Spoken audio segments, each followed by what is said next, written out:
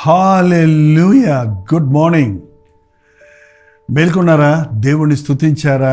ప్రార్థించుకున్నారా? దైవ భయం కలిగి బ్రతుకుతున్నారా? దేవుని భయం కలిగి ఉంటే మనుషులకు భయపడక్కర్లా, మరి దేనికి భయపడక్కర్లా. మరి దేవునికి భయపడని వాడు ప్రతి దానికి భయపడుతూనే ఉంటాడు. రండి, దేవుని భయములో బ్రతుకున్నట్లుగా ఆయన కృప కొరకు వేడుకుందాం. చిన్న ప్రార్థన. పరిశుద్ధుల నీకు వందనములయ్యా. ఈ లోకమున ఆయన దేవునికి చోటివ్వనల్లని వారిగా ఉంటున్న ఈ భయంకరమైన దినములలో నిజ దేవుడిగా, గొప్ప దేవుడిగా, ప్రాణమిచ్చిన ప్రభువుగా ఉన్న నిన్ను ప్రేమించుటకు, నీకు భయపడుటకు, నీ ఆజ్ఞానుసారంగా జీవించుటకు మాకు సహాయం చేయమని క్రీస్తు నామములో అడుగుచున్నాను తండ్రి. ఆమేన్. దేవునికి భయపడటం అంటేనంటే ఆయన కొట్టేస్తాడేమో, చంపేస్తాడేమో, శపించేస్తాడేమో అనే భయం కాదండి. దైవ భయం అనేది నా జీవితం ద్వారా నా ప్రభు మనసును గాయపరుస్తానేమో, ఆయన్ని బాధ పెడతానేమో, నన్ను ప్రేమించిన ప్రభువుకు నేను దుఃఖం కలుగు చేస్తానేమో నన్న భయం మనకున్నాను. నేను పాపంలో పడిపోయి ఆయన నామానికి సిగ్గు తెస్తానేమో నన్నే భయం మనకున్నాను. ఎందుకంటే మన ప్రభు మనల్ని భయపెట్టి తన వైపు తిప్పుకోవడానికో, భయపెట్టి మన ద్వారా మేలు పొందడానికో, లేక కార్యాలు జరిగించుకోవడానికి ఆశపడిన వాడు కాదండి. మనల్ని ప్రేమించమని అడుగుతున్నాడు అంతే. దేవుడిని ప్రేమించండి. ఎవరిని ప్రేమిస్తున్నారు? దేవుని ప్రేమ లేదు ఈరోజు మనుషుల జీవితాల్లో. లోక ప్రేమలతో నిండిపోయి ఉంటున్నాయి. అసలు దేవునికి టైమే లేదు, దేవునికి హృదయంలో చోటే లేదు.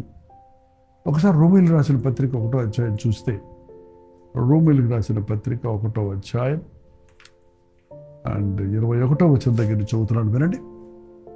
మరియు వారు దేవుని నెరిగియు ఆయనను దేవునిగా మహిమపరచలేదు, కృతజ్ఞతాస్తుతులు చెల్లింపను లేదు, కానీ తమ వాదముల చేత వ్యర్థులైరి.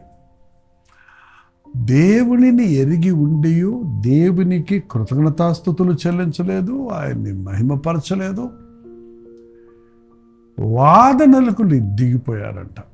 ఇవాళ ఆరిదేరిపోయిన క్రైస్తవులు అనబడిన వారి పరిస్థితి ఇలాగే ఉందండి. మేము ఎప్పటి నుంచో ప్రభువుని ఎరిగిన వారిని, మాకు అన్నీ తెలుసు, మేము బైబిల్ చదివాము అన్నవారు ఇవాళ ఎలా తయారవుతున్నారో మనం చూస్తున్నాం కదండి. కొందరు ఎక్స్ క్రిస్టియన్స్ అని పిలువబడుతున్నారు. అటువంటి వార్త బైబిల్లో ఎక్కడ లేదు. ఉంటే వెచ్చగా ఉండు, లేక చల్లగా ఉండు. ఒకప్పుడు నీకున్న భక్తి ఇప్పుడు ఎందుకు పనికిరాదు. ఇప్పుడున్న దుర్మార్గతను బట్టి భవిష్యత్తులో నీకెప్పుడు నువ్వు అలాగే ఉండాలనేదే లేదు. దేవుడు నిన్ను క్షమించడానికి ఎప్పుడు సిద్ధంగా ఉన్నాడు. దేవుడిని మహిమపరచకుండా ఉన్న మూలాన 22వ వచనం, వారి అవివేక హృదయమును అంధకారమాయను, తాము జ్ఞానులమని చెప్పుకోవచ్చు బుద్ధిహీనులైరి. అయ్యో, అవివేకమైన హృదయము అంధకారమైపోయింది. అంధకారంలో ఉన్నవాడికి తను ఎక్కడున్నాడో తెలుస్తుందండి? తనకేమన్నా విచక్షణ తెలుస్తుందా? అంధకారంలో ఉన్నవాడికి రంగులు కనపడతాయా? అంధకారంలో ఉన్నవాడికి ఈ లోకంలో ఉన్న సౌందర్యం కనపడుతుందా? నేను ఒక చీకటి గదిలో బంధించినప్పుడు నీ చుట్టూ ఏముందో కూడా నీకు తెలియదు కదా. అలాగే ఇవాళ అనేకుల జీవితాలు అయోమయమైపోతున్నాయి, చీకటిమయమైపోతున్నాయి. ఏమీ అర్థం కాని పరిస్థితుల్లో ఇరక్కపోయి ఉన్నారన్న సంగతిని మనం గమనిస్తున్నాం. ఎందుకు? నేనే లోకమునకు వెలుగై ఉన్నానన్న ప్రభువును నీ హృదయంలోనికి రానిమనవునా? నిజమైన వెలుగుండను, అది వచ్చి ప్రతి మనుష్యుని వెలిగించుచున్నది అన్న మాట నీ పట్ల నెరవేరడం వలన నీ దేహమునకు దీపం కన్నే, ఆ కన్ను చెడిపోతే ఇంకేముంది అక్కడ అని హెచ్చరించినట్లుగా ఈ రోజున అనేకులు అంధకారంలో ఉన్నారు, అవిశ్వాసంలో ఉన్నారు. విశ్వాసులు అనబడిన వారు. 23వ వచనం, వారు అక్షయుడకు దేవుని మహిమను క్షయమగు మనుషుల యొక్కయో పక్షుల యొక్కయో చతుష్పాద జంతువుల యొక్కయో పురుగుల యొక్కయో ప్రతిస్వరూపంగా మార్చేశారు. అక్షయుడైనటువంటి దేవుని స్వరూపాన్ని, నిరంతరము ఉండేటువంటి దేవుని యొక్క సారూప్యాన్ని క్షయమైపోయే పక్షులకు మనుష్యులకు మార్చేశారటండి. జంతువులకు, 4 కాళ్ళ జంతువులకు, పురుగులకు. దేవుడిని ఆరాధించమంటే ఆరాధించరు, కానీ మనుషుల్ని ఆరాధిస్తారు చూడండి, జంతువుల్ని ఆరాధిస్తారు చూడండి, బొమ్మల్ని ఆరాధిస్తారు చూడండి. భ్రష్ట హృదయము అటువంటి వారికి కలిగిందని దేవుడి వాక్యం సెలవిస్తుంది. అందుకే 26వ వచనంలో, రోమీయులు రాసిన పత్రిక 1వ అధ్యాయం 26వ వచనం అండి. నేను ఇక్కడ ఉన్నాయో చెప్తున్నాను, నా సొంత మాటలు కావు ఇవి. అందువల్ల దేవుడు తుచ్చమైన అభిలాషకు వారిని అప్పగించను. వారి స్త్రీలు సైతము స్వాభావికమైన ధర్మమును విడిచి స్వాభావిక విరుద్ధమైన ధర్మమును అనుసరించుచున్నారు. అటువలే పురుషులు కూడా స్త్రీ యొక్క స్వాభావికమైన ధర్మమును విడిచి పురుషులతో పురుషులు అవాంఛనీయమైనది చేయించు తన తప్పిదములకు తగిన ప్రతిఫలము పొందుచున్నారు. ఒకరి ఎడల ఒకరు కామ తప్తులైరి. పురుషులతో పురుషులు, స్త్రీలతో స్త్రీలు అవాంఛనీయమైన కార్యాలు చేస్తూ వాళ్ళ ఆర్భాటం చేస్తున్నారండి. కొన్ని దేశాల్లో, క్రైస్తవ దేశాలను పిలువబడిన దేశంలో, సరే వారి సంగతి అలా పెట్టండి, మన సంగతి ఏంటి? వింటున్నాం దేవుని మాటలు, ఎరుగున్నాం ప్రభువుని అంటున్నాం, మన జీవితం ద్వారా దేవుణ్ణి మహిమపరుస్తున్నామా? మీ హృదయంలో దేవునికి చోటుందా? దేవునికి చోటున్న చోట సాతానికి చోటు లేదండి, అపవిత్రతకు చోటు లేదు. ఎక్కడ వివాదములు ఉంటాయో, జగడాలు ఉంటాయో, కక్షలు ఉంటాయో, అక్కడ దురాత్మ ఉంటాడు.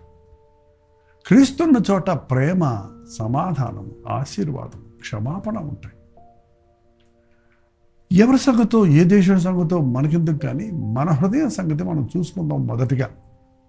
అట్టి దేశాల కొరకు, అట్టి వ్యక్తుల కొరకు మనం విజ్ఞాపన చేద్దాం. తర్వాత నీ జీవితం ద్వారా దేవుని నామానికి మహిమ కలుగుతుందా, లేక ఆయన నామానికి సిగ్గు తెచ్చే స్థితిలోకి వెళ్ళిపోతున్నావా? నీవు చేసే పనులు నిజమైనవేనా, వాక్యానుసారమైనవేనా, లేక ఆ మాటలు పుచ్చుకొని నీ భావాన్ని కూర్చి నీ ఇష్టం వచ్చినట్లుగా నువ్వు దేవుని విషయంలో నీ ఇష్టం వచ్చినట్టుగా నువ్వు ప్రవర్తిస్తున్నావా? పరిశీలించుకోవాలని పరిశుద్ధ గ్రంథం మనకి ప్రబోధిస్తుంది. దేవుడెవరు? ఆయన ఆత్మస్వరూపి, ఆయన పరిశుద్ధుడు, ఆయన ప్రేమమయుడు, ఆయన సర్వాంతర్యామి, ఆయన సర్వశక్తి కలిగిన వాడు, ఆయన కనికరించేవాడు, క్షమించేవాడు, దయతలిచేవాడు. నరుల వంటి వాడు మనుషుడైతే మరి దేవుడని ఎందుకంటారండి? కామ, క్రోధ, లోభ, మద, మత్సరాలు కలిగిన వాడు మనుషుడు.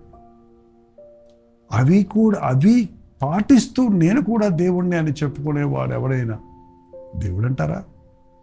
యేసు ప్రభువుని చూడండి. కామము కానీ, క్రోధము కానీ, మదము కానీ, మత్సరము కానీ, లోభము కానీ ఆయనలో ఉన్నవా? ఆయన పరిశుద్ధుడు, ఆయన పరిశుద్ధతను కాపాడుకున్నాడు, ఆయన పరిశుద్ధుడు. ఆయన్ని చూచిన వారు, ఆయన మీద నేరాలు మోపిన వారు, ఆయన్ని ఏదో విధంగా ఇరికించాలని ప్రయత్నించి అబద్ధ సాక్ష్యాలు చెప్పుకున్నవారు ఆయన మీద మోపిన నిందేంటి? ఈయన నేను దేవుని కుమారుడు అంటున్నాడు. అది నిజమే అని చెప్పాడు ప్రభు. మనుష్య కుమారుడు దేవదూతలతో దిగి రావటం మీరు చూస్తారు, కానీ వారు నమ్మలేదు. మీరు నా మాటలు నమ్మటం లేదు కాబట్టి మీకు సత్యం మీరు ఎరగటం లేదు అన్నాడు ప్రభు.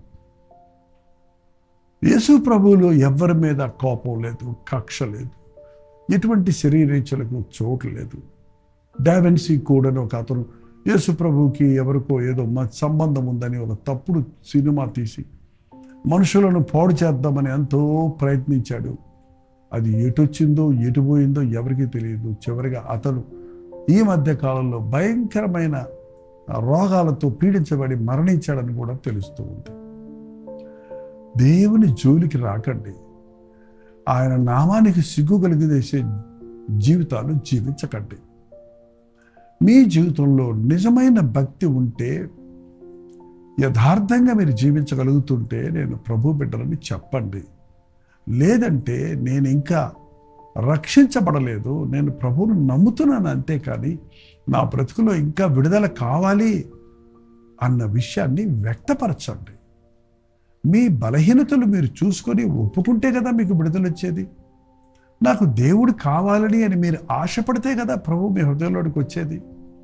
కాబట్టి ఈ అంచె దినాలలో నా భక్తి నాకు చాలు, ఎవరి కంపు వారికి ఇంపు అన్నట్టు ఎవరి ఇష్టానుసారంగా ఉంటూ ఇది బాగుంది అనుకుంటున్నారే కానీ దేవుని ముందు ఎలా ఉంది, దేవుడు ఆశించింది ఏంటి, నా హృదయంలో ఎవరున్నారు, డబ్బా, లోకమా, స్వార్థమా, అపవాద, నా హృదయంలో ప్రభు ఉంటే నా మాటలు, నా నడవడిక, నా ప్రవర్తన ప్రభువును చూపిస్తాయి.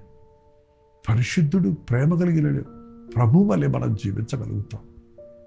ఈ సమయంలో ఒక్కసారి ఆలోచించండి.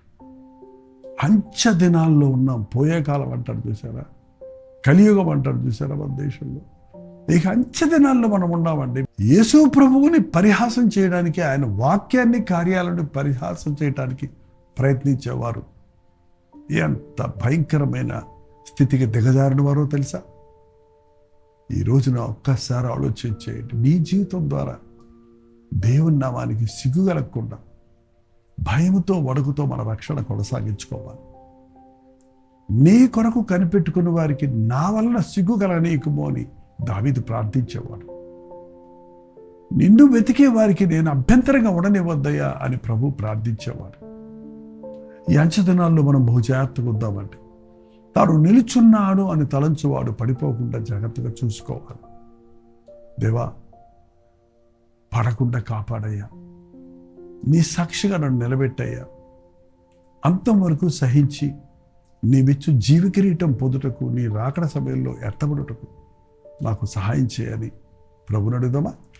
ప్రార్థన. పరిశుద్ధుడా, ప్రేమగల తండ్రి, ఎవరెవరు ఎక్కడెక్కడి నుంచి నాయన ఈ ప్రార్థనలు ఏకీభవిస్తున్నారు, ఈ భయంకరమైన అంచె దినాల్లో తండ్రి, పరిహాసకులు లేచి ప్రభు రాకడ ఏమయ్యానని ఎగతాళి చేస్తున్న దినాలలో యేసు ప్రభు ద్వారా రక్షణ లేదు అని, యేసు ప్రభు దేవుడు కాదు అని బల్లగుద్ది చెప్పినట్లుగా విస్తరిస్తున్నటువంటి దినాలలో పాపాన్ని ప్రేమించి ప్రభువుని పరిహాసం చేస్తూ విచ్చలవిడిగా జీవిస్తున్న జనాంగం మీదకు నీ ఉగ్రత రాకముందే పశ్చాత్తాపడినట్లు ఆయన పరిశుద్ధాత్మను కుమ్మరించిన ఆయన, నినివే ప్రజల మీదకు రావాల్సిన శిక్ష తొలగిపోయినట్లు వారెట్లా మోకాళ్ళ మీద పడి నీకు గోజాడారు, అలాగే ఈ లోకంలో నాశనానికి పోతున్న ప్రతి ఒక్కరి మోకాలు నీ నామంలో ఒగునట్లుగా, వారి నాలుక నీవే అని ప్రభు అని ఒప్పుకున్నట్లుగా పరిశుద్ధాత్మ కార్యములు జరిగించమని క్రీస్తు నామమును అడుగుచున్నాను తండ్రి.